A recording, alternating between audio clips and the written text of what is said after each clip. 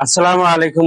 অভিনন্দন Bangladesh cricket team. জিম্বাবুয়ের মাঠে তৃতীয় টি-টোয়েন্টি ম্যাচে বাংলাদেশ আজকে জিম্বাবুয়ের এগেনস্টে নেমেছিলেন। জিম্বাবুয়ে টসে জিতে প্রথমে ব্যাট করতে নেমে নির্ধারিত ২০ ওভার শেষে জিম্বাবুয়ে রান সংগ্রহ করে ১৪৩। জিম্বাবুয়ে ১৪৪ রানের লক্ষ্য ছুঁড়ে দেয় বাংলাদেশকে।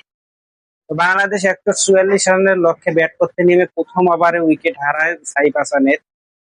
তারপরে তানজিদ হাসান তামিম এবং পারভেজ হোসেন ইমন একটা দুর্দান্ত পার্টনারশিপ তৈরি করে, সেখান থেকে বাংলাদেশ ম্যাচটা কিছুটা বাইর করে আনে এবং শেষের দিকে লাস্ট ওভার ড্রামা চলে এসে লাস্ট ওভারে যখন ৬ বলে ৫ রান প্রয়োজন, ঠিক সে সময় তানজিদ হাসান তামিম সিঙ্গেল নিয়ে অপর প্রান্তে আসলে মোসাদ্দেক হোসেন সৈকত এবং মোহাম্মদ সাইফুদ্দিনের ব্যাক টু ব্যাক উইকেট পরপর ২ বলে এমন সমীকরণ দাঁড়িয়েছিল যে শেষ পর্যন্ত ৩ বলে প্রয়োজন ছিল ৪ রান।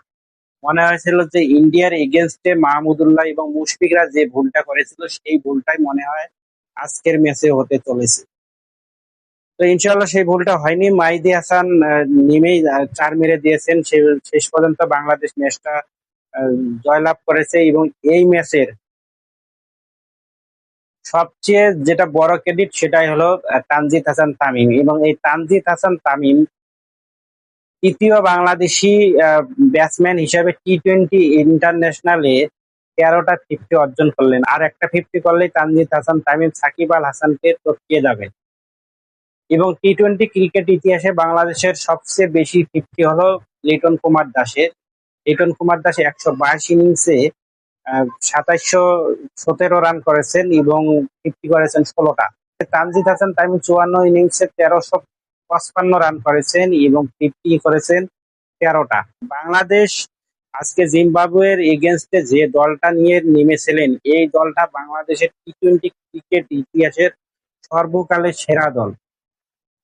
যদিও এই এই একাদশে লিটন দাসের জায়গা পেয়েছেন মোসাদ্দেক হোসেন সৈকত।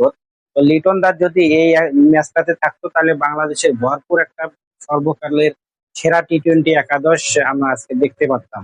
তারপর বাংলাদেশ আজকে যে ব্যাটিং একটা লম্বা যে একটা ব্যাটিং অ্যাপ্রোচ লাইন নিয়ে আজকে জিম্বাবুয়ের এগেনস্টে নেমেছিল, আমি তখনই ভেবেছিলাম যে আজকে বাংলাদেশ ইনশাআল্লাহ জিতবে। তো বাংলাদেশ জিতেছে। আগে আমি বলেছি যে বাংলাদেশ এই সিরিজটা জিতবে, বাংলাদেশ সিরিজটা জিতেছে। এবং শেষে আরেকটা কথা না বললেই নয়, সেটা হলো ইয়াসির আলী চৌধুরী এই সিরিজে কামব্যাক করেছেন। দীর্ঘদিন পর জাতীয় দলের বাইরে থাকার পরও সে জাতীয় দলে এসে যে রকম পারফরমেন্সটা দিয়েছেন এই সিরিজে, আসলে সেটা অসাধারণ। তো এখন আমি বলবো যে সাব্বির জাতীয় দলের বাইরে দীর্ঘদিন থেকে আছেন, যদি সাব্বির জাতীয় দলে একটা সুযোগ দেওয়া যায় তাহলে আমার মনে হয় যে বাংলাদেশ ইন্টারন্যাশনাল টিমের জন্য অনেকটা ভালো হবে।